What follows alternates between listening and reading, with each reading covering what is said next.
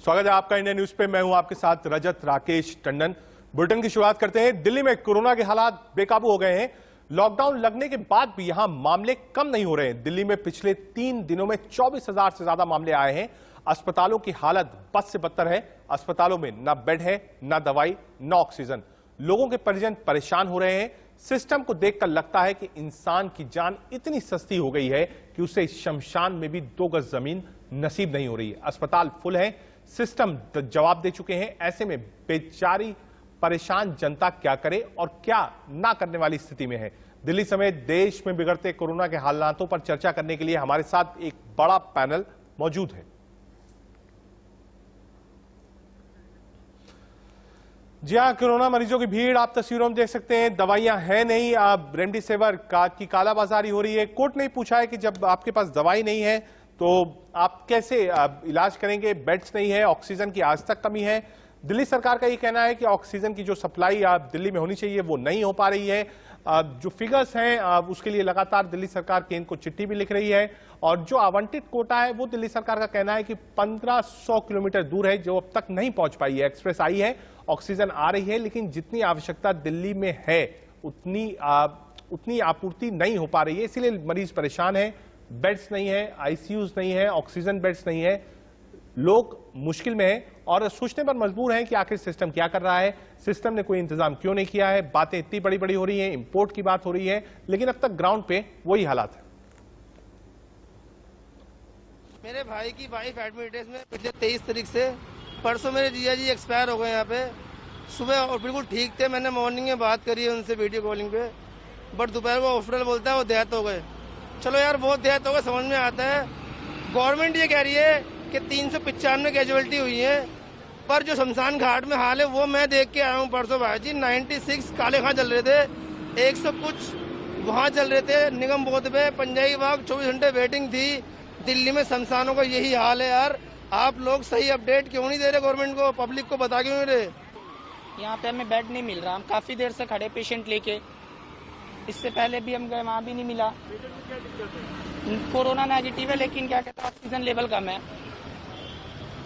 अब ये हमें बेड नहीं देंगे, कोई नहीं देगा, तो पेशेंट कहाँ जाएगा। नहीं, आजकल नहीं मिल रही मेडिसिन। मैं हौस खास में रहता हूँ, मैं सब हौस खास के केमिस्ट के पास गया, उसके बाद ग्रीन पार्क के केमिस्ट के पास 3 जगह गया, और अभी मैं यहाँ पे आ रहा हूँ कि सबने बोला है कि यहाँ पे ऑल इंडिया केमिस्ट में मिलेगी हमें, क्योंकि ये नॉर्मल कोविड मेडिसिन नहीं है। नॉर्मल मेडिसिन है जो मेरी वाइफ लेती है, स्टेरॉइड्स वाली है, तो ये कहीं पे अवेलेबल नहीं है इस वक्त। वो मुझे मालूम नहीं, पर जो भी व्हाट्सएप ग्रुप्स हैं उसके अंदर बहुत यो रेमडेसिविर वगैरह बहुत ब्लैक में बिक रहा है। कोई 30,000 रुपये मांग रहा है, कोई 40,000 रुपये मांग रहा है, क्योंकि उसका जो रेट मुझे पता लगा है वो 3 या 4,000 के बीच में है।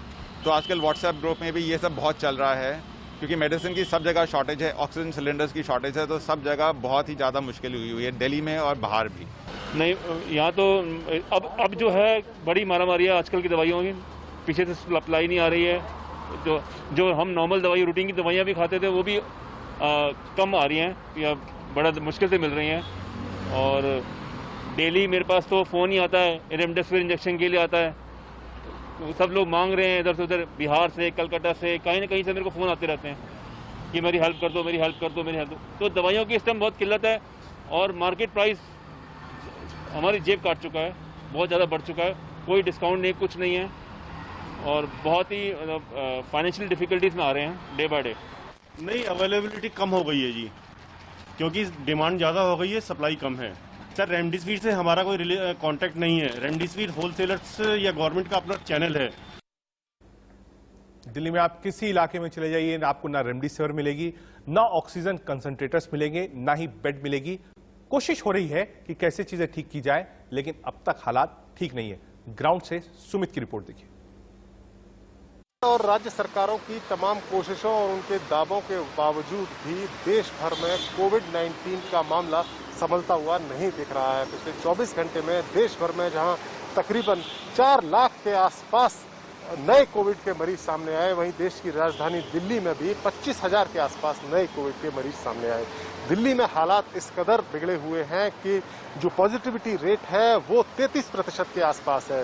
दिल्ली में लॉकडाउन लगे हुए दूसरा हफ्ता चल रहा है। दिल्ली सरकार को उम्मीद थी कि इस लॉकडाउन के चलते को पॉजिटिविटी रेट में कमी आएगी, कुछ केसेस कम होंगे, लेकिन ऐसा नहीं दिख रहा है। पॉजिटिविटी रेट लगातार 30% के ऊपर बनी हुई है, जो अपने आप में बेहद चिंता की बात है।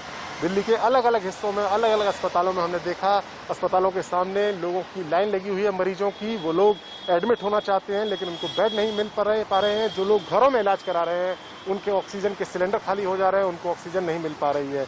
दिल्ली को एक उम्मीद थी कि 1 मई से जो 18 साल से 45 साल के लोगों के बीच में की उम्र वाले लोगों का वैक्सीनेशन होगा, उस उम्मीद को भी एक झटका लगा है। दिल्ली सरकार की तरफ से साफ किया गया है कि 1 मई से यह अभियान शुरू नहीं होगा, क्योंकि दिल्ली सरकार के पास अभी वैक्सीन नहीं है।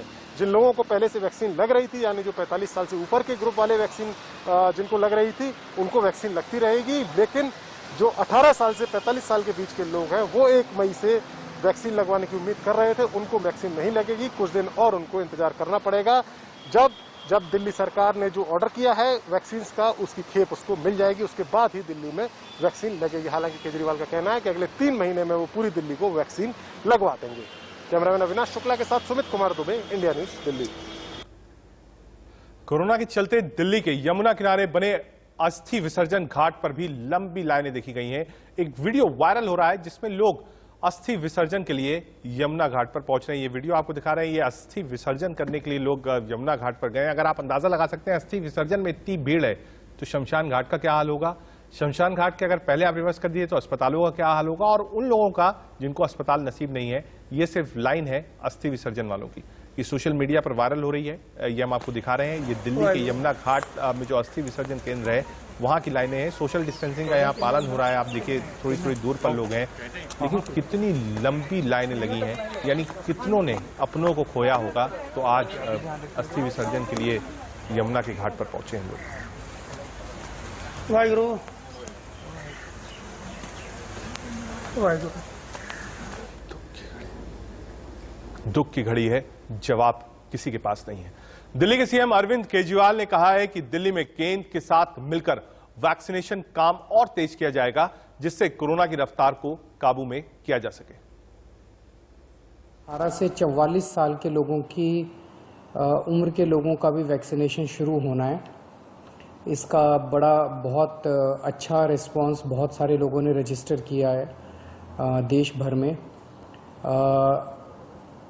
अभी तक वैक्सीन हमारे पास पहुंची नहीं है। हम लगातार कंपनी के टच में हैं। हमें उम्मीद है कि कल या परसों तक वैक्सीन आ जाएगी, उन्होंने भरोसा दिलाया है। कोविशील्ड वैक्सीन, पहले कोविशील्ड वैक्सीन आ रही है, कल या परसों 3 लाख क्वांटिटी आ रही है, उसके बाद और आती रहेगी। तो सबसे पहले तो मेरी आप सब लोगों से निवेदन है कि अभी कल आप सेंटरों पे लाइन में मत लगिएगा। कभी उसकी वजह से कानून व्यवस्था ना गड़बड़ा जाए, कहीं ऐसा ना हो कि सोशल डिस्टेंसिंग खराब हो जाए। जैसे ही वो वैक्सीन आ जाती है, मीडिया में अनाउंस करेंगे, आपको बता देंगे, आपको पता चल जाएगा। उसके बाद जिसका रजिस्ट्रेशन होता जाएगा सबको लगाएंगे वैक्सीन। उसकी पूरी तैयारी की हुई है। वैक्सीन है अपने पास, एक कोविशील्ड, एक कोवैक्सीन, और दोनों कंपनियों को हमने 67 लाख डोज देने के लिए हमने उनको निवेदन किया है। वैक्सीन अगले 3 महीनों के अंदर दोनों कंपनियां हमें उपलब्ध कराएं। हमारी पूरी कोशिश है, हमारे पूरे प्रयास हैं कि अगले 3 महीने के अंदर दिल्ली के सब लोगों को हम टीका लगा दें। और हमने देखा है कि किस तरह से जिनको वैक्सीन लग जाती है वो काफ़ी सुरक्षित हो जाते हैं। ऐसा तो नहीं कि उनको दोबारा कोरोना नहीं होता, लेकिन अगर कोरोना होता है तो वो जानलेवा नहीं होता, वो सीरियस नहीं बनता। तो वो एक तरह से सुरक्षा कवच का काम करती है ये वैक्सीन। सभी दिल्लीवासी सहयोग करेंगे, तभी हम इसको मिलके अगले 3 महीने के अंदर पूरा कर पाएंगे। अरविंद केजरीवाल को आपने सुना, साफ करें वैक्सीन सबको मिलेगी, लेकिन 1 तारीख को अभी आपको वैक्सीनेशन सेंटर्स पर जाने की जरूरत नहीं है। जैसी वैक्सीन की खेप दिल्ली पहुंचेगी, सरकार खुद आपको इत्तला करेगी। आगे बढ़ते हैं। सुप्रीम कोर्ट का बड़ा आदेश आया है। सोशल मीडिया पर पोस्ट को लेकर ना हो कोई एक्शन, ये कहना है सुप्रीम कोर्ट का। बेड, ऑक्सीजन, दवाओं पर जो पोस्ट कर रहे हैं व्हाट्सएप ग्रुप में, उसको लेकर कोई कार्रवाई नहीं होगी। अफवाह फैलाने के नाम पर कार्रवाई ना हो कि आदमी एक दूसरे को बताए भी व्हाट्सएप के जरिए कि ऑक्सीजन कहाँ है, सिलेंडर कहाँ है, बेड कहाँ है, दवाई कहाँ है, और उस पर कार्रवाई कर दी जाए। केंद्र और राज्यों के डीजीपी को निर्देश दिया गया है कि एक्शन हुआ तो उसको कोर्ट की अवमानना माना जाएगा और मुकदमा चलेगा, ये कहना है सुप्रीम कोर्ट का।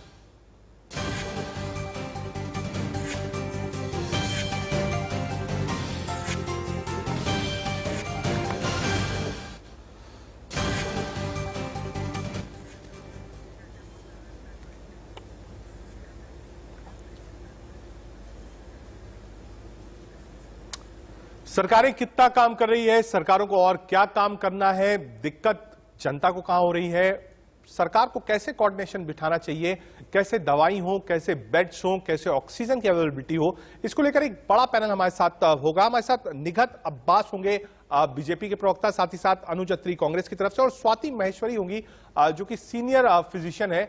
हमारे साथ इस समय अनुज अत्री और डॉक्टर स्वाति महेश्वरी जुड़ गई हैं। शुरुआत डॉक्टर स्वाति महेश्वरी आप ही से करता हूं। स्वाति, दिक्कत हो रही है, अभी भी आप देखिए ऑक्सीजन की कमी है, रेमडेसिविर की कमी है। हमने कई ऐसे बाइट्स सुनी, ग्राउंड से रिपोर्ट्स देखी, जहां लोग हॉस्पिटल्स के बाहर खड़े हैं, कह रहे हैं कि हमारे पास बेड नहीं मिल रहा है, हम 24 घंटे 36 घंटे से खड़े हुए हैं। मेडिकल शॉप्स पर लोग फोन कर रहे हैं रेमडेसिविर के लिए, दवाइयों के लिए, दवाइयां नहीं मिल रही हैं। कोर्ट भी कह रही है कि अगर दवाई है नहीं तो मरीजों का इलाज होगा कैसे? देखिए, बिल्कुल ठीक बात है और यही समझने की जरूरत भी है कि जिस तरह से, जिस तेजी से अब मामले सामने आ रहे हैं, हमारा एक्टिव केसेस का जो लोड है वो लगातार बढ़ता जा रहा है और जितना ज्यादा उस संख्या में इजाफा होता जाएगा उतना ज्यादा हम शॉर्टेज देखते जाएंगे, क्योंकि इस बार जो कोरोना का संक्रमण है वो निमोनिया ज्यादा कर रहा है, लोगों को ऑक्सीजन की जरूरत ज्यादा पड़ रही है। और इस बार हम ये देख रहे हैं कि जितने लोगों को हम पिछली बार घर में ज्यादा ट्रीट कर पा रहे थे, इस बार लोग कहीं ना कहीं उन सर्विसेज की तरफ ज्यादा जा रहे हैं, उनको जरूरत ज्यादा पड़ रही है। अब आपको कहीं ना कहीं जहां संक्रमण बहुत ज्यादा है वहां लॉकडाउन के बारे में जरूर सोचने की जरूरत है और अभी से सोचने की जरूरत है, क्योंकि अगर हमने ये सख्त कदम नहीं उठाए तो हम चेन ऑफ ट्रांसमिशन जो है उसे नहीं तोड़ पाएंगे। दूसरी बात, जहां जहां संक्रमण अभी ज्यादा नहीं है, जो ऐसे प्रदेश हैं जहां ये डिस्ट्रिक्ट्स हैं, वहां आप अपने हेल्थ केयर सिस्टम को बहुत स्ट्रॉन्ग करिए, क्योंकि ये एक वेव है, लहर है जो एक जगह से शुरू होकर दूसरी जगह तक जाती है।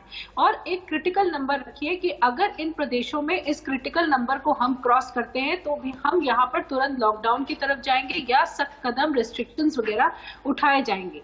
क्योंकि देखिए, लगातार हमारे पास हॉस्पिटल उतने ही है, डॉक्टर्स उतने ही है, पैरामेडिकल स्टाफ उतना ही है, बल्कि उनमें डेली हमें कमी हो रही है क्योंकि वो लोग भी संक्रमित हो रहे हैं। ऐसी स्थिति में अगर हमने इसको नहीं रोका, दूसरी चीज जो मुझे लगती है, वैक्सीन पर भी आऊंगा और समझूंगा कि वैक्सीनेशन का प्रोसेस कितना इंपॉर्टेंट। हालांकि 1 तारीख की डेडलाइन रखी गई थी, लेकिन लगभग सभी राज्य सरकारों ने कह दिया है कि अभी वैक्सीन नहीं है हमारे पास, इसलिए अभी वैक्सीनेशन नहीं शुरू हो सकती है। एक बार कांग्रेस नेता अनुज अत्री जी के पास चलते हैं। अनुज जी, मीटिंग्स चल रही हैं लगातार, हमारे साथ निघत अब्बास भी बीजेपी प्रवक्ता जुड़ गई हैं।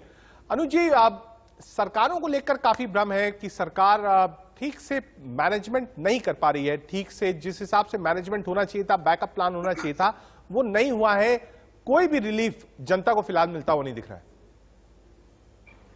देखिए, निश्चित तौर पे अगर जनता को रिलीफ मिल रहा होता तो आज लगभग हमारा देश जो है 4 लाख केसों के आसपास नहीं पहुंच चुका। 4000 से लगभग जो है मौतें, ये ऑफिशियल मौत हैं जो सरकार दे रही है, लेकिन आंकड़े छुपाने का भी खेल चल रहा है, जो कि और ज्यादा घातक हो रहा है। तमाम प्रदेश और केंद्र सरकार का ना जाने क्या इनका वो चल रहा है। अगर हम दिल्ली, देश की राजधानी की बात करें, तो यहाँ सबसे ज्यादा भयावह स्थिति हो रही है। हालात ये है कि टेस्टिंग को रोक दी गई है, प्राइवेट लैब्स को मना कर दिया गया, बीते 1 हफ्ते से टेस्टिंग नहीं हो रही, क्योंकि कहीं ना कहीं आंकड़े बढ़ते हुए दिखाई न दे। लेकिन उसका ये नहीं सोचते कि उसके कितने गंभीर परिणाम आ रहे हैं, कि जब लोग टेस्ट नहीं करवा पाएंगे, वो आइडेंटिफाई नहीं होंगे कि वो कोविड पेशेंट है, तो वो और ज्यादा संक्रमण फैला रहे हैं। वो अपने परिवार के लोगों को भी संक्रमित करेंगे, अपने कहीं ना कहीं आदमी निश्चिंत हो जाता है, बाहर घूमता फिरता रहता है। आज हालात ये है कि देखिए, ये कि जिस तरह से हम देख रहे हैं, अभी तक तो अस्पतालों के लिए लोग सिफारिश लगा रहे थे।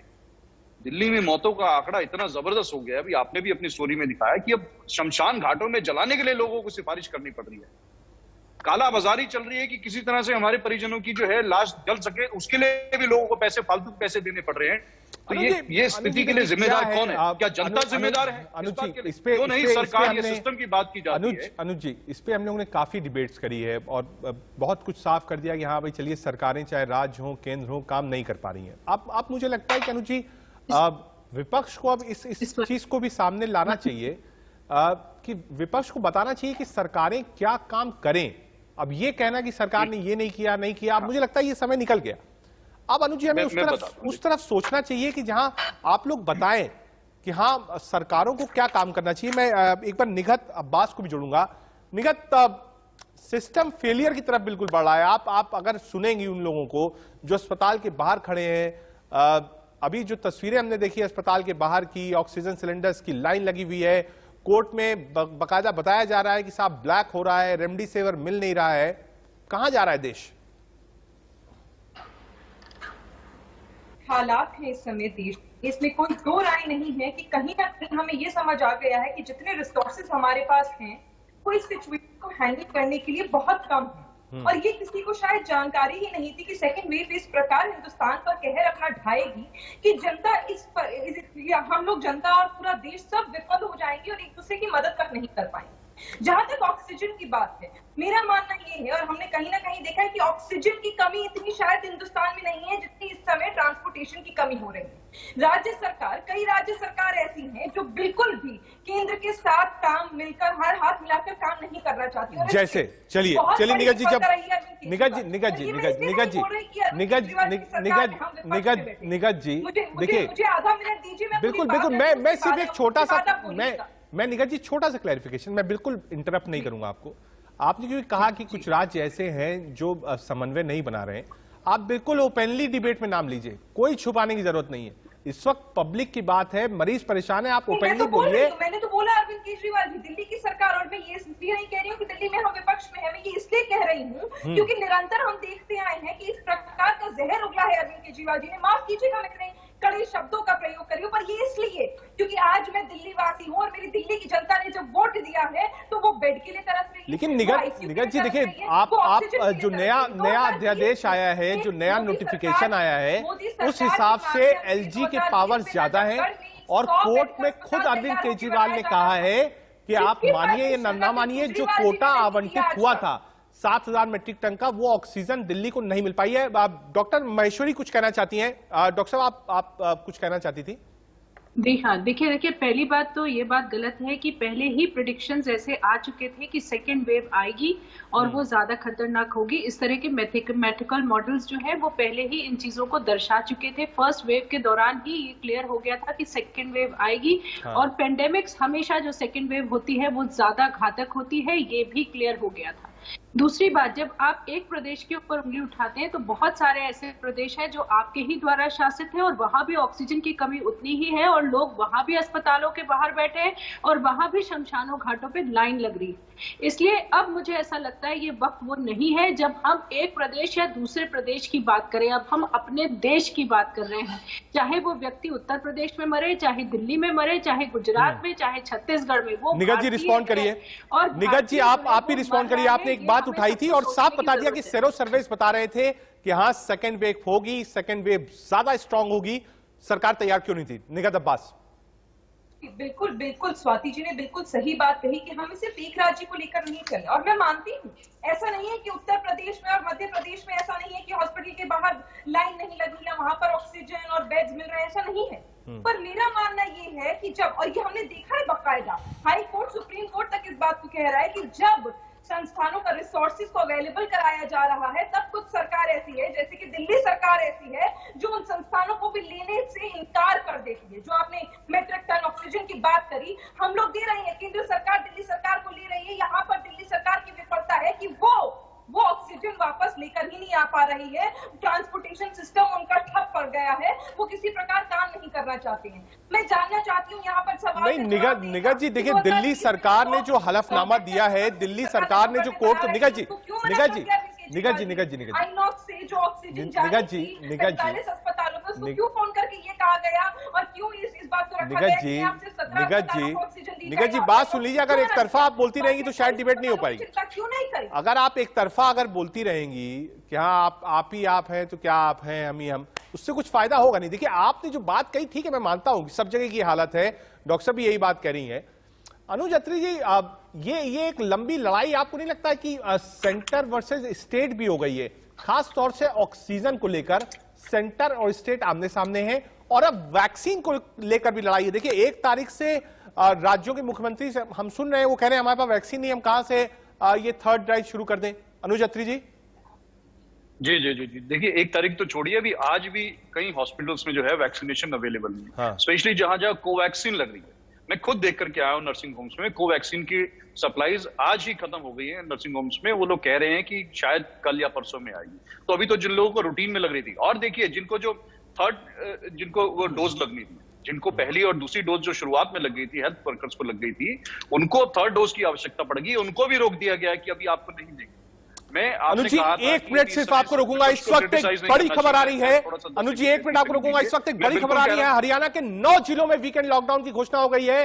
रात 10 बजे से 3 मई सुबह 5 बजे तक लॉकडाउन रहेगा। पंचकुला, गुरुग्राम, फरीदाबाद, रोहतक में लॉकडाउन, सोनीपत, करनाल, हिसार में भी लॉकडाउन की घोषणा हुई है। सिरसा, फतेहाबाद में भी वीकेंड लॉकडाउन लगाया जाएगा। जी हां, लॉकडाउन वीकेंड लॉकडाउन की शुरुआत हुई है। 10 जिले हरियाणा के हैं जहां वीकेंड लॉकडाउन लगाया जाएगा। सिरसा, फतेहाबाद में भी वीकेंड लॉकडाउन लगाया जाएगा। साथ ही साथ आपको बताएं, आप हरियाणा के 9 जिलों में वीकेंड लॉकडाउन की घोषणा कर दी गई है, और 10 बजे से लेकर 3 मई सुबह 5 बजे तक लॉकडाउन रहेगा। चलिए वापस पैनल की तरफ आते हैं। अनुज जी, मैं वही कह रहा था कि अब वैक्सीन को लेकर मारामारी है, वैक्सीन ही नहीं है। हर राज्य कह रहा है कि साहब हमारे पास तो वैक्सीन का कोटा ही नहीं है, अभी तक वैक्सीन आई नहीं है, लगाएं कैसे। 1 तारीख से आप थर्ड ड्राइव शुरू कर रहे हैं, कैसे देख रहे हैं? का नहीं है। कांग्रेस पार्टी लगातार ये कह रही है कि हम इस अवसर पर राजनीति नहीं चाहते, क्योंकि एक बहुत ही गंभीर महामारी से देश जूझ रहा है। और हमने आग्रह भी किया है सत्ताधारी दलों से, खासतौर से भारतीय जनता पार्टी से और दिल्ली की आम आदमी पार्टी की सरकार से भी, कि आप राजनीति से ऊपर उठ करके सोचिए। ये देश को, इस समय देश रहेगा, सब लोग बचेंगे तो राजनीति हो जाएगी, चुनाव हो जाएंगे, सत्ता संभाली जाएगी। देखिए कोरोना को संभालने के 4 प्रमुख स्तंभ है। अभी प्रियंका गांधी जी ने पीछे सरकार को चेताया था कि आप 4 स्तंभ हैं, जांच, उपचार, ट्रैक और टीकाकरण। लेकिन इन चारों स्तंभों की तरफ सरकार का ध्यान ना जाकर के कहीं ना कहीं जनता को बरगलाने का काम किया। जांच जो है, जांच की नहीं जा रही। अनुज जी 1 मिनट, डॉक्टर उपचार जो है, उपचार के लिए लोग तरस रहे हैं, ऐसे लिए घूम रहे हैं, कालाबाजारी चल रही है। डॉक्टर स्वाति महेश्वरी, वैक्सीनेशन बहुत इंपॉर्टेंट है। जितनी भी स्टडीज है, रिसर्च है, अब वो यही बताती हैं कि अगर आप लैंसेट की रिपोर्ट को मानिए, इसको वायरस के बारे में पढ़िए, तो सिर्फ और सिर्फ डबल डोज ऑफ वैक्सीन है जो आपको बचा सकती है। उसके अलावा कोई भी चीज ऐसी नहीं है जो आपको बचा पाए। ऐसे में वैक्सीनेशन कितनी इंपॉर्टेंट है, क्योंकि इसके अलावा आपके पास कुछ है नहीं जब तक आपके पास स्पेसिफाइड मेडिसिन ना आ जाए कोविड-19 को ट्रीट करने के लिए। ऐसे में वैक्सीनेशन प्रोसेस का लेट होना कितना हानिकारक है? बिल्कुल, देखिए 1-1 मिनट जो निकल रहा है इस वक्त, 1-1 घंटा जो निकल रहा है, वो हम सभी लोगों पे भारी है और हमारी जो लड़ाई है उसको कमजोर करता है। क्योंकि देखिए आप ये इस बात को समझिए कि जब भी कोई महामारी आ रही है, अगर बहुत सारे लोग पीड़ित हो रहे हैं, उससे हमें इतनी परेशानी नहीं है, लेकिन हमारा जो डेथ रेट बढ़ रहा है, हमारे जो लोगों की मृत्यु हो रही है, वो हमें बहुत परेशान कर रही है। और वैक्सीनेशन जो होता है वो मृत्यु दर को कम करने का सबसे कारगर तरीका है जो हमारे पास आज है। अगर हम पीड़ित होते हैं, 15 दिन बाद ठीक हो जाते हैं, हमें ज्यादा सर्विसेज की जरूरत नहीं पड़ती, तो देश उस बीमारी से लड़ सकता है। लेकिन अगर आप देख रहे हैं कि अस्पताल भर रहे हैं, लोगों की मृत्यु हो रही है, दवाइयां नहीं मिल रही, तो इससे जो है कैसे सरकार लड़ेगी? 1 मिनट यही जवाब ले लूं, क्योंकि बिना वैक्सीनेशन के कुछ हो नहीं पाएगा। निगत अब्बास, सवाल यही है जी। पहले प्राइसिंग को लेकर हुआ कि भाई प्राइसिंग अलग अलग क्यों रखी गई है। दूसरा हुआ, कोर्ट ने भी कहा कि केंद्र सरकार अपने हाथ में क्यों नहीं लेती वैक्सीनेशन का पूरा प्रोसेस, आप राज्यों को क्यों दे रही हैं और अलग अलग रेट्स क्यों तय किए गए। अब दिक्कत यह है कि जो थर्ड फेज और सबसे इंपॉर्टेंट फेज ऑफ वैक्सीनेशन 1 तारीख से जो शुरू होना है, उसके लिए कई राज्य आके कह चुके हैं कि हमको तो अब तक अपनी खेप, अपना वैक्सीन का कोटा मिला ही नहीं है। ऐसे में वैक्सीनेशन प्रोसेस आगे चलेगा कैसे? देखिए असल में हुआ क्या, जब शुरू में वैक्सीनेशन शुरू हुई थी, जब 45+ लोगों को वैक्सीनेशन लगानी थी, तो शुरू में इनिशियल डेज में लोग बहुत घबरा रहे, लोग बहुत डर रहे थे कि वैक्सीनेशन से हो ना जाए। तरह तरह की अफवाहें, रूमर्स मार्केट में थी, जबकि डॉक्टर्स भी क्लैरिफिकेशन दे रहे थे, सरकार भी दे रही थी, राज्य सरकार भी दे रही थी, केंद्र सरकार भी दे रही थी। पर एकदम से जब दोबारा सेकेंड वेव आई, पहले तो लोग डर रहे थे, पर जब दोबारा सेकेंड वेव आई तो एक हाहाकार मच गया। नहीं, अब तो वैक्सीनेशन बहुत इंपॉर्टेंट है, तो सभी ने जाकर वैक्सीनेशन लगवाना शुरू करा और इस कदर लगवाना शुरू करा कि चीजें आउट ऑफ स्टॉक भी हो गई, वैक्सीन आउट ऑफ स्टॉक भी हो गई। आज भी हम देख रहे हैं। अब जब 1 मई से ऐलान हुआ कि 18 से ऊपर जितने भी कल हैं उनको वैक्सीनेशन लगानी चाहिए, तो मेरा आप देखिए किस प्रकार इसको सिस्टमैटिक तरीके से ऑर्गेनाइज किया गया है। मैं मानती हूँ कि 1 तारीख से सभी को वैक्सीनेशन नहीं मिलेगी। ठीक है निगल जी, इसी वैक्सीनेशन पर हमारी चर्चा होगी, बेड्स पर चर्चा होगी। में लोग बहुत घबरा रहे हैं, लोग बहुत डर रहे थे कि वैक्सीनेशन से हो ना जाए। तरह तरह की अफवाहें, र्यूमर्स मार्केट में थी, जबकि डॉक्टर्स भी क्लैरिफिकेशन दे रहे थे, सरकार भी दे रही थी, राज्य सरकार भी दे रही थी, केंद्र सरकार भी दे रही थी।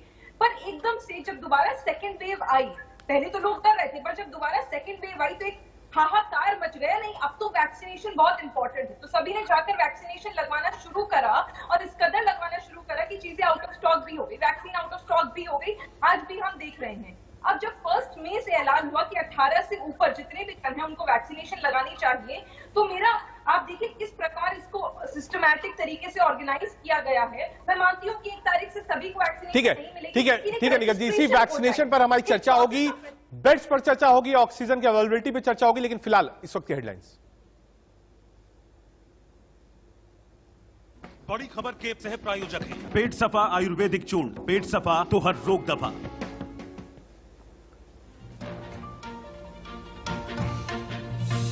सुप्रीम कोर्ट का अहम आदेश, सोशल मीडिया पर बेड, ऑक्सीजन और दवाओं को लेकर पोस्ट डालने वालों पर नहीं होगी कोई कार्रवाई। अगर कार्रवाई हुई तो चलेगा अवमानना का मुकदमा।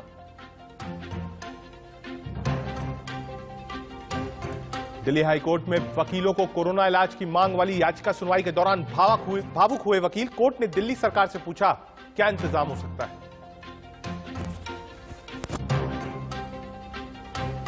देश में कोरोना की रफ्तार से हाहाकार, 24 घंटे में 3,86,000 से ज्यादा नए बीमार, 3,500 मरीजों की मौत। अमेरिका से ऑक्सीजन और दवाइयों की पहली खेप भारत पहुंची। कोरोना से बिगड़े हालात पर पीएम मोदी ने बुलाई कैबिनेट मीटिंग, महामारी से निपटने और मेडिकल सुविधाएं बढ़ाने पर मंथन।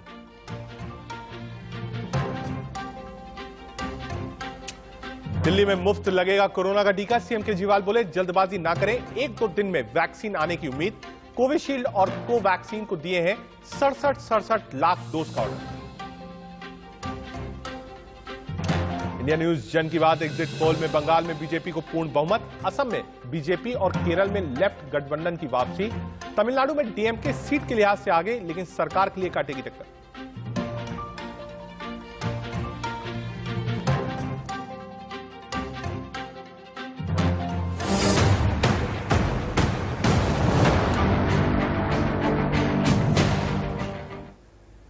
बात उत्तर प्रदेश की, यूपी के मुरादाबाद में ऑक्सीजन की कमी से 6 लोगों की मौत के बाद प्रशासन एक्शन में आया है। ऑक्सीजन प्लांट पर लोगों की मारामारी है, जिसके बाद खुद डीएम और एसएसपी प्लांट पर पहुंचे। डीएम ने लोगों को चेतावनी दी कि जो भी ऑक्सीजन सप्लाई में बाधा बनेगा उसके खिलाफ हत्या का मुकदमा दर्ज किया जाएगा। कल मुरादाबाद के ब्राइट हॉस्पिटल में ऑक्सीजन की कमी से एक साथ 6 लोगों की मौत हो गई थी। तस्वीरें आप देख रहे हैं, ये मुरादाबाद के बाहर की तस्वीरें हैं। ऑक्सीजन प्लांट के बाहर इतनी भीड़ लगी है क्योंकि लोगों को ऑक्सीजन चाहिए, और कल ऑक्सीजन सप्लाई बाधा हो गई थी, जिसके कारण मुरादाबाद के एक अस्पताल के 6 लोगों की मौत हो गई थी। आज डीएम और एसएसपी मौके पर पहुंचे और उन्होंने कहा कि अगर बाधा डाला तो मुकदमा हत्या का चलेगा। आगे बढ़ते हैं। यूपी के गोरखपुर में रेमडेसिविर इंजेक्शन के लिए लंबी कतार देखी गई है। बड़ी संख्या में लोग डिस्ट्रिक्ट कमिश्नर के ऑफिस के बाहर कतार में नजर आ रहे हैं ताकि उन्हें रेमडेसिविर का इंजेक्शन मिल सके। ये कतार उन दावों की पोल खोलती है जिनमें यह कहा जा रहा है कि यूपी में दवा और ऑक्सीजन की कोई कमी नहीं है।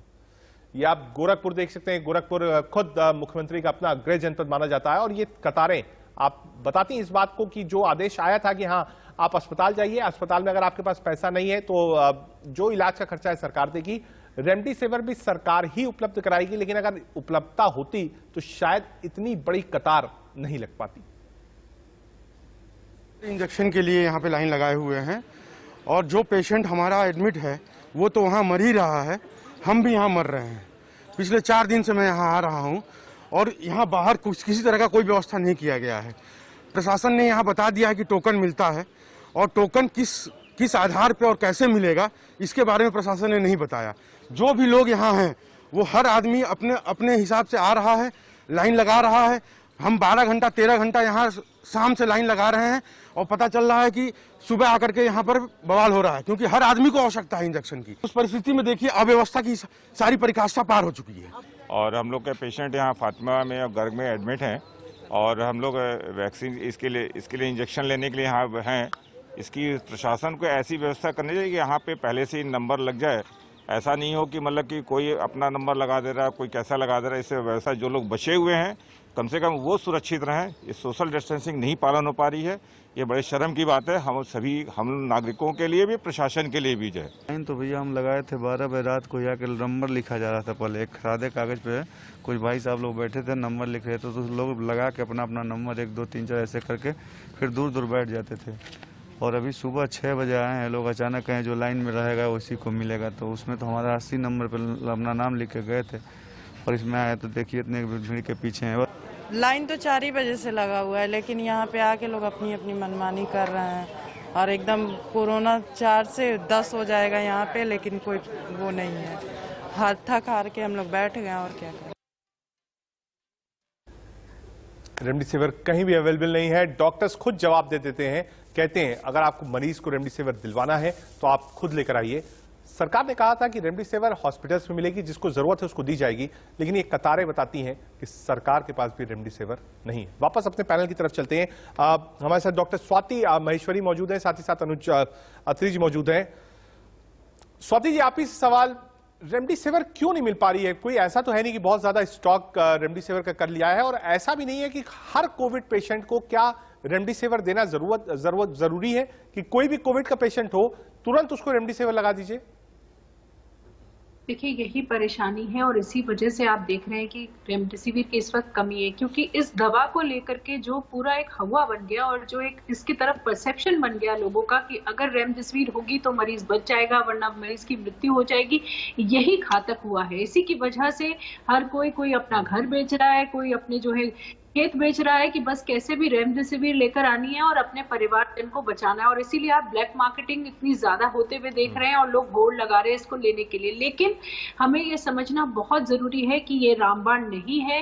ये जो दवा है ये हम बहुत लिमिटेड केसेस में ही इसका इस्तेमाल करते हैं। जो मॉडरेट टू सिवियर केसेस हैं, जो कि ऑलरेडी ऑक्सीजन थेरेपी पे होते हैं और उसमें भी कुछ पैरामीटर्स होते हैं जिनसे हमें ये पता चलता है, तभी हम उनको रेमडेसिविर देते हैं। हर किसी को रेमडेसिविर नहीं दी जा सकती है। दवाइयों के साइड इफेक्ट्स भी होते हैं और ये उल्टा नुकसान भी देती है। ये समझाना आपसे समझना भी चाहूंगा और आपसे भी कहूंगा कि एक बार दर्शकों को समझाइए, जो लोग देख रहे हैं इंडिया न्यूज इस वक्त, हो सकता है कुछ कोविड पेशेंट्स हो, कुछ सिम्टोमेटिक हो, कुछ नॉर्मल लोग हो जो देख रहे हो, उनको भी एक बार समझाइए कि रेमडेसिविर की जरूरत आखिर कब पड़ती है। क्योंकि हर व्यक्ति देश में अगर परेशान है तो परेशान है कि उसको किसी तरीके से रेमडेसिविर मिल जाए। अगर वो बीमार नहीं भी है तो भी वो कोशिश करता है कि मेरे पास एक डोज रेमडेसिविर घर पर रखी हो कि खुदा न खास्ता अगर जरूरत पड़ जाए तो मुझे भटकना ना पड़े। बिल्कुल, देखिए, माइल्ड केसेस हो या मॉडरेट केसेस हो जिनको कि आसानी से हम घर पर मैनेज कर पा रहे हैं या जिनमें हम बहुत ज्यादा दिक्कत परेशानी नहीं देख रहे हैं, उनको हम रेमडेसिविर नहीं देते हैं। लेकिन लोग सोच रहे हैं कि घर में भी रेमडेसिविर लगवा लेते हैं, शुरू से ही लगवा लेते हैं तो फिर हमें संक्रमण ज्यादा नहीं होगा या हमारे कॉम्प्लिकेशंस नहीं होंगे। ये गलत थॉट प्रोसेस है। दूसरी बात ये भी समझने की जरूरी है कि एक बहुत नैरो विंडो है।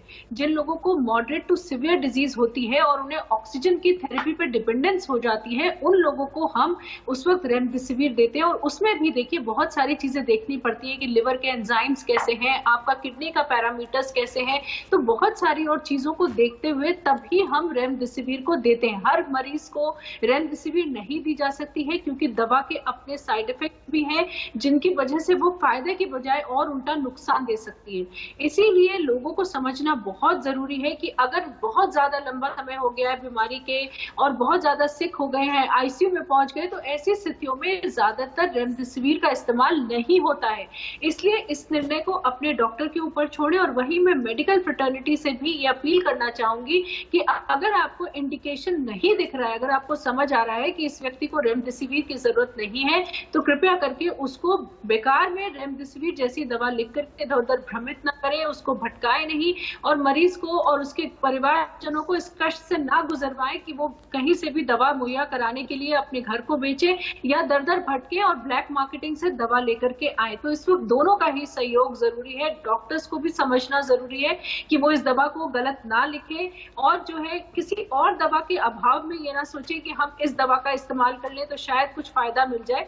ऐसा ना करें, तो उसके इंडिकेशंस को सही से पढ़ें, समझें और तभी इसको प्रिस्क्राइब करें। ठीक है, और वही लोग भी आपने बताया कि कोई आप स्टॉक मत करिए, आप डॉक्टर के ऊपर छोड़ दीजिए और डॉक्टर भी इस बात को समझे कि कोई भी पेशेंट कोविड का आता है तो सबसे पहले डॉक्टर अब यही कहता है कि आप रेमडेसिविर ले आइए, बिना उसके काम नहीं चलेगा। लगभग देश में 80% डॉक्टर्स भी यही कहते हैं कि आप सीधे जाइए और रेमडेसिविर ले आइए। वापस आता हूं अनुज अत्री जी आपके पास। अनुज जी, सिस्टम तो पूरा खत्म हो चुका है, दिल्ली हो, मुंबई हो, लखनऊ हो, मरीजों को कोई आप कह सकते हैं 1% की भी रियायत अब कहीं मिल नहीं रही है। कहा जा रहा था बेड बना रहे हैं, ऑक्सीजन ला रहे हैं, कुछ दिख नहीं रहा। अनुज जी। रजत जी, बिल्कुल आपने ठीक कहा। और इस समय देश में हताशा का माहौल है। हताशा का माहौल इसलिए है क्योंकि सब कुछ कोलैप्स हो चुका है। सिस्टम की बात की जा रही है, बीते एक हफ्ते से सिस्टम कोलैप्स हो गया। सिस्टम किसका होता है? सिस्टम सरकार का ही सिस्टम होता है। सरकार की दूरदर्शिता की वजह से और सरकार के समय पर उचित नहीं निर्णय लेने की वजह से आज देश की जनता को ये मार झेलनी। पूरे विश्व को मालूम था, सब देशों को पता था, WHO ने वार्निंग दी थी, हमारे देश को भी ये इनपुट आ चुका था कि कोरोना की सेकेंड वेव आनी है और जहां जहां सेकेंड वेव आई है बहुत गंभीर तरीके से आई है, गंभीर परिणाम। हमारे पास इस सेकेंड वेव आने के से पहले 4-5 महीने का समय था जब कोरोना की लहर बहुत थम चुकी थी, लेकिन ध्यान नहीं दिया गया। ध्यान इसलिए नहीं दिया गया क्योंकि लगातार देखिए आज देश में सबसे बड़ा संकट किस चीज का है? किसी भी को भी कोविड-19 का ये बीमारी होती है उसको सबसे पहले डॉक्टर कहते हैं इसको ऑक्सीजन लगाएं। ऑक्सीजन का सबसे बड़ा प्रोड्यूसर विश्व में अगर कोई है तो हमारा देश है। 7,500 मैट्रिक टन हम लोग प्रोड्यूस करते हैं, लेकिन सरकार ने देखी जब मामले थम गए और पता था सेकंड वेव आने वाली है, 9,300 मैट्रिक टन उठा करके एक्सपोर्ट कर दिया, विदेशों में भेज दिया। किसने अधिकार दिया था? क्या हमारे देश की जनता का आज ऑक्सीजन पे अधिकार ज्यादा है या अपने विदेशों में भेजने का अधिकार? क्यों नहीं सरकार ने ऑक्सीजन की एक्सपोर्ट को रोका गया? आज रेमडेसिविर की शॉर्टेज हो रही है। डॉक्टर्स निश्चित तौर पे कुछ लोग अभी जैसे डॉक्टर महेश्वरी ने बताया, कहीं डॉक्टर भी गलती कर रहे हैं, जल्दबाजी में जब पेशेंट्स को और उनके परिवारजनों को पैनिक में कर रहे हैं कि रेमडेसिविर ले आए, लेकिन रेमडेसिविर भी सरकार ने उठा करके एक्सपोर्ट करवा दिए। 1.1 मिलियन रेमडेसिविर के इंजेक्शन जो है बाहर विदेशों में भेज दिए गए। क्यों भेज दिए गए? क्यों नहीं अपने देश में स्टॉक किया गया?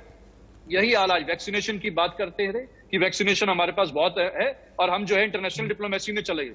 70 देशों में 6.5 करोड़ वैक्सीन जो है बाहर भेज दी गई है और आज हालात ये है कि देशवासियों को लगाने के लिए रोक दिया जाता है कि अभी आप रुकिए, जल्दी मत कीजिए, जान जा रही है जाने दीजिए, लेकिन हम वैक्सीन बाहर भेज चुके हैं। क्या सरकार को, भारतीय जनता पार्टी को सामने आकर के देश की जनता से माफी नहीं मांगनी चाहिए? ये एपिडेमिक का समय है, पैंडेमिक का समय है और पैंडेमिक में किसी राज्यवार, किसी जिलेवार, किसी प्रांतवार नहीं देखा जाता। जब पैंडेमिक आती है, एपिडेमिक का समय होता है, पूरे देश के ऊपर देखा जाता है, तो देश के लिए सबसे बड़ी जिम्मेदारी जो केंद्र की सरकार है उसकी जिम्मेदारी बनती है। लेकिन जब तक देश में दूसरी लहर में 2 लाख केसेस नहीं आए, मैं माफी के साथ कहना चाहता हूं प्रधानमंत्री जी ने उससे पहले बैठक नहीं की है। उससे पहले चुनाव में 33 रैलियों में व्यस्त, जब 2.25 लाख केस हो गए तब जाके दिल्ली में हाई लेवल मैं मानता हूं इस बात को कि हाँ, अब दिखाते हैं कि हम बहुत सेकंड वेव को लेकर जब हाथ से इतनी ज्यादा तैयारी जितनी होनी चाहिए थी वो तैयारी नहीं थी और एजम्पशन भी नहीं था कि सेकंड वेव इतनी बड़ी होगी। डॉक्टर महेश्वरी, वैक्सीनेशन प्रोसेस अगर लेट होगा तो क्या इससे भी दिक्कत हो सकती है? आखिर इस प्रोसेस को कैसे किया जाए? क्या कोई नई चीजें हैं जिसको इंप्लीमेंट किया जाए? 18 साल प्लस आपने एक बैरिकेड दिया है कि भाई 1 तारीख से होगा, लेकिन इतनी वैक्सीन प्रोड्यूस नहीं हो सकती। 130 करोड़ के ऊपर का देश है, कितनी वैक्सीन बना लेंगे आप? देखिए, 2-3 बातें हैं। पहली बात यह है कि हम थर्ड वेव भी आते हुए देखेंगे। अभी पेंडेमिक्स जो होती है, थर्ड और फोर्थ वेव भी सामने आती है। ऐसी स्थिति में अगर आज हमने अपने वैक्सीनेशन ड्राइव को स्ट्रांग नहीं किया तो थर्ड वेव जो है वो और घातक हो सकती है और ज्यादा दिक्कतें लेकर आ सकती है। इसलिए उसकी तैयारी हमें आज से करनी जरूरी है। इसलिए वैक्सीनेशन ड्राइव तेज होनी बहुत ज्यादा जरूरी होगी। दूसरी बात, हमारे पास इस वक्त 2 ही ऐसी कंपनीज हैं जिनकी हम वैक्सीन इस वक्त इस्तेमाल कर रहे हैं, चाहे वो कोवैक्सीन हो चाहे कोविशील्ड हो। तो हमें अपने देश के जो बाकी संसाधन है जहां हम वैक्सीन ज्यादा बना सकते हैं उनको रोपन करने की जरूरत है, और ताकि हम वैक्सीन का प्रोडक्शन केवल 2 फैक्ट्रियों में नहीं बल्कि और फैक्ट्रीज में भारत में बनाएं, ताकि हमारे पास वैक्सीन की सप्लाई ज्यादा हो। तीसरी चीज, हम बाहर की जो वैक्सीन हैं उनको भी मार्केट में लेकर के आ सकते हैं, ताकि कुछ सेक्शन ऑफ सोसाइटी को हम उससे कैटर कर सके।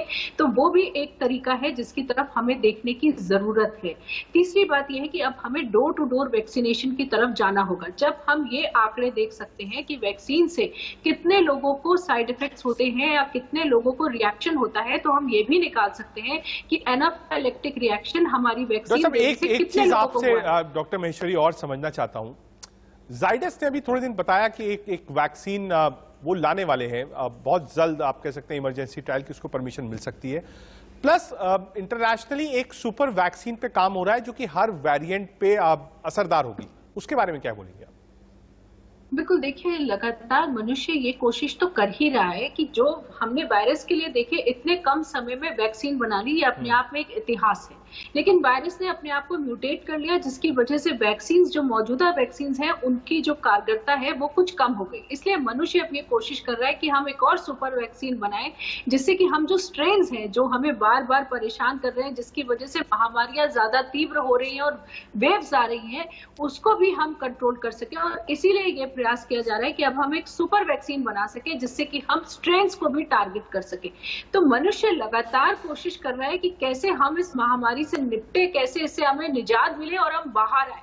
तो लेकिन जब तक कि वो वैक्सीन लोगों तक नहीं पहुंचती, उनके ट्रायल्स पूरे नहीं होते, तब तक जो हमारे पास मौजूदा वैक्सीन है उनको लेकर के भी हमारे पास सफिशिएंट डेटा है कि ये वैक्सीन भी हमें स्ट्रेन से काफी हद तक सुरक्षित रख सकती है और हमारी जो बीमारी है उसको घातकता से बचा सकती है, उसको सिवियरिटी से बचा सकती है। इसलिए मौजूदा वैक्सीन जो हमारे पास है उन्हीं को हमें डोर टू डोर लोगों तक पहुंचाना और ऐसे जिलों में पहले लगाना जहां की संक्रमण तेजी से फैला है। बहुत सारे डिस्ट्रिक्ट्स ऐसे हैं जो फर्स्ट वेव में भी प्रभावित हुए थे और सेकेंड वेव में भी ज्यादा प्रभावित हुए। तो कुछ ऐसे एरियाज डेमोग्राफिकली हमें जरूर दिखाई दे रहे हैं जहां से एपिसेंटर होता है या जहां से संक्रमण तेजी से बढ़ता है। कम से कम वहां की जो हमारी जनता है उनको हम अगर प्रेफरेंस पे पहले ज्यादा वैक्सीन लगाएं तो हो सकता है जो थर्ड वेव है उसके जो एपिसेंटर्स हैं वो शिफ्ट हो या वो उतनी ज्यादा तेजी से नहीं बढ़े। तो अब हमें बहुत ज्यादा स्ट्रैटेजी की जरूरत है वैक्सीनेशन को लेकर के भी कि कैसे हम किन एरियाज में ज्यादा लगाएंगे, कैसे हम डोर टू डोर लगाएंगे, किस वर्ग तक हम जल्द से जल्द पहुंचाने की कोशिश करेंगे ताकि हम इस नंबर को अचीव कर सके जो हम भारत के लिए चाहते हैं। क्योंकि जब तक हम 60-70% पॉपुलेशन को नहीं लगाएंगे। एक बार अनुज अत्री जी के पास जाना चाहूंगा। अनुज जी, कांग्रेस ने लगातार अपील करी है, कांग्रेस अध्यक्ष सोनिया गांधी ने लेटर भी लिखा प्राइम मिनिस्टर को, राहुल गांधी को हमने देखा अपील करते हुए कि पहली बात तो वैक्सीनेशन का प्रोसेस फ्री होना चाहिए, दूसरा केंद्र और राज्य में जो पैसे को लेकर अंतर है वो नहीं होना चाहिए। सुप्रीम कोर्ट ने भी यही पूछा है। साथ ही साथ कोर्ट ने यह भी कहा है कि वैक्सीनेशन का पूरा प्रोसेस केंद्र अपने हाथ में ले ले, राज्यों के चक्कर में आप क्यों पड़े हुए? लेकिन निश्चित तौर पे आज बहुत दुर्भाग्य से जो है सिस्टम कोलैप्स की जो बात की जा रही है और उसी को देखते हुए बार बार देश की सुप्रीम कोर्ट को रोज कुछ ना कुछ सरकार को बोलना पड़ता है और तमाम प्रदेशों की हाई कोर्ट्स के भी हमने देखे हैं कि रोज उनको इंटरवीन करना पड़ रहा है, लगातार अपने हाथ से कहीं ना कहीं आदेश देने पड़ रहे हैं और वार्निंग भी देनी पड़ रही है। तो जाकर के सरकार भी चेत रही है, लेकिन ऐसा नहीं होना चाहिए। जिसका जो दायित्व है, जब सरकार का जो दायित्व है उसको मैनेज करना चाहिए। आज जो वैक्सीनेशन का जिस तरह से आ रहा है कि अब ये जो 1 मई से जो लगेगी वैक्सीनेशन, एक ही प्रदेश में एक ही वैक्सीन के 3-3 हॉस्पिटल्स में 3-3 सेंटर में अलग अलग रेट होंगे। ये कौन से देश की नीति है? ये हमारे को आप एमआरपी एक रखी है, चाहे आपने अगर फ्री भी नहीं देनी है, वैसे तो कांग्रेस पार्टी लगातार मांग कर रही है कि आप फ्री दीजिए, जो आपका घोषणा थी फ्री दीजिए लोगों को। इस समय महामारी का काल चल रहा है, सब कुछ बंद चल रहा है, लोगों के पास पैसा नहीं है, इस समय आर्थिक मदद करने की जगह आप उनसे वैक्सीनेशन के पैसे ले रहे हैं, तो जो कि उचित नहीं। सरकार अपना खजाना खोले, उसमें से पैसे देश की जनता, पैसा किस लिए होता है? देश का पैसा देश की जनता के लिए होता है। आप देश की जनता की भलाई के लिए, उनकी मदद के लिए ये पैसा खर्च देना चाहिए और उसी के तहत चाहिए। ये 3-3 जो रेट्स आ रहे हैं उसका क्या लॉजिक है? एक ही रेट रखें और जहां तक हो सके संभव यही किया जाए कि सरकार अपने हाथ में कमान ले और अपने पास से कंपनीज को पेमेंट करके जनता को इससे पहले भी तमाम जितनी भी बीमारियां आई हैं, वैक्सीनेशन की डोजेस दी गई हैं, सबको फ्री दी गई है, चाहे पोलियो की हो, चाहे मीजल्स की हो या किसी की भी हो। डॉक्टर महेश्वरी बैठी, आज भी बच्चों को वैक्सीनेशन दी जाती हैं तमाम तरह की। बहुत सारी वैक्सीनेशन जो फ्री दी जाती है, सरकार की तरफ से फ्री मुहैया कराई जाती है। तो क्यों नहीं सरकार इस समय आगे आकर के कि जब सब देशवासियों को, जिसमें गरीब भी हैं, मध्यम वर्गीय भी हैं, चलिए अमीर तो किसी तरह से अफोर्ड करेगा, लेकिन आज की डेट में अमीरों के भी हालात खराब हो रहे हैं। हॉस्पिटल्स अपने मनमार्जी पे उतरे हुए हैं। जिन लोगों ने हेल्थ पॉलिसीज ले रखी है, आज हॉस्पिटल्स उनको केसेस को लेने से मना करते हैं कि जो कैश लेके आएंगे, नगद देंगे, हम उनको देंगे। मेडिक्लेम वालों को रिफ्यूज किया जा रहा है, लेकिन कोई कंट्रोल नहीं हो रहा। सिस्टम की बात करें तो सिस्टम क्यों नहीं देखता जाकर के प्राइवेट हॉस्पिटल जो अपनी मन मर्जी कर रहे हैं। आज जो ये गरीबी रेखा से नीचे वाले जो जिन लोगों का इलाज होना चाहिए, 20% का एक कोटा होता है हर हॉस्पिटल में सरकार की तरफ से, उनको भी रिफ्यूज किया जा रहा है। जो ईडब्ल्यूएस कैटेगरी के लोग होते हैं उनको नहीं ट्रीटमेंट मिलता है। क्यों नहीं मिल रहा है? क्यों ये हॉस्पिटल जो प्राइवेट हॉस्पिटल्स हैं आज अपनी जेब भरने में लगे हुए हैं, लोगों के साथ जो है अपने मनमर्जी तरीके से मन चाहे पैसे ले रहे हैं और लोग देने को मजबूर हो रहे हैं क्योंकि उनको अपने परिजनों की जान बचानी। तो उस पर कोई क्यों नहीं कंट्रोल हो रहा है? सबसे पहले सरकार को चाहिए इन हॉस्पिटल्स को भी अपना नजर रखें, उनके ऊपर कंट्रोल करें, एक आदमी बैठा करके अपने सामने देखें कि क्या किसको किस कारण से दिया जा रहा है, किस वजह से रिफ्यूज किया जा रहा है और क्या चार्ज किया जा रहा है। ठीक है। अब डॉक्टर साहब, इसमें डॉक्टर महेश्वरी आपसे भी कमेंट लेना चाहूंगा।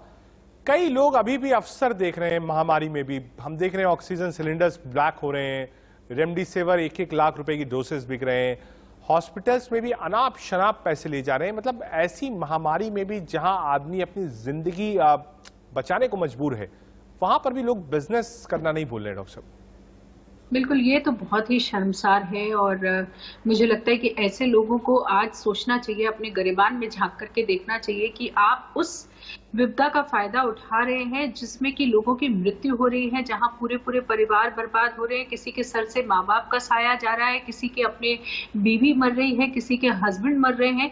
ऐसी स्थिति में आपको बहुत ज्यादा सोचने की जरूरत है, क्योंकि हमें एक दूसरे की मदद की जरूरत है इस वक्त। अगर अच्छा होता कि लोग, जिस तरह से आप देख भी रहे हैं, भारत में बहुत सारा वर्ग ऐसा है जो इस वक्त एक दूसरे की मदद कर रहा है, संकट की घड़ी में उनके साथ खड़ा है, पूरे पूरे परिवार कोरोना से पीड़ित है, लेकिन आप देख रहे हैं कि दूसरे लोग जो अनजान व्यक्ति हैं, कोई उनका क्रियाक्रम कर रहा है, कौन उनके लिए दवाइयां लेकर के आ रहा है, कोई अस्पताल का इंतजाम कर रहा है।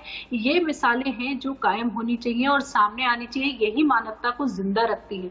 लेकिन इस तरह के लोग जो है, जो ब्लैक मार्केटिंग कर रहे हैं और सोच रहे हैं कि ऐसे समय में हम वो फटाफट से कुछ पैसे बना लें, ये बहुत ही गलत मानसिकता है और शर्मिंदगी होती है लोगों को सुन करके, देख करके कि लोग ऐसा भी कर सकते हैं। क्योंकि देखिए, किसी को पता नहीं है वक्त का, कब किसके घर में क्या मुसीबत आएगी आप भी नहीं जानते।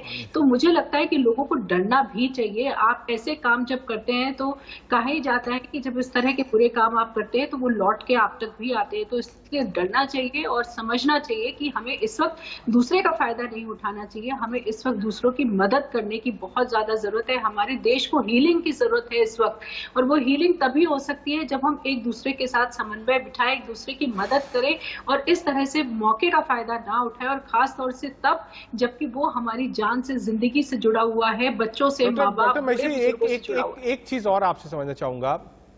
हम खबरें जब बताते हैं, कई बार अच्छी होती हैं, कई बार दुखद होती हैं, लोग टेलीविजन पे देखते हैं, न्यूज़ देखते हैं, व्हाट्सएप के जरिए उनको जानकारी मिलती है। एक इमोशनल अटैचमेंट भी लोगों का होता है कुछ लोगों के साथ। वो जब उनको छोड़कर चले जाते हैं तो उसके बाद हम देखते हैं कि एक प्रेशर में आदमी रहता है।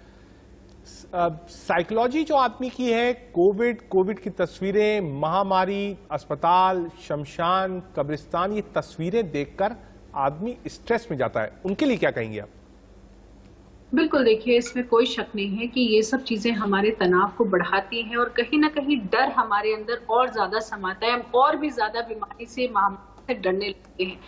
पहली बात यह है कि हमें इन सब तस्वीरों को जो हम देख रहे हैं उनको हमें एक ऐसा लेना चाहिए कि ये हमें आगाह करने के लिए है कि अगर हमने अभी भी मास्क नहीं लगाया, सोशल डिस्टेंसिंग नहीं की, इस बीमारी को संजीदगी से नहीं ली, तो क्या हश्र हो सकता है, तो हम देख रहे हैं।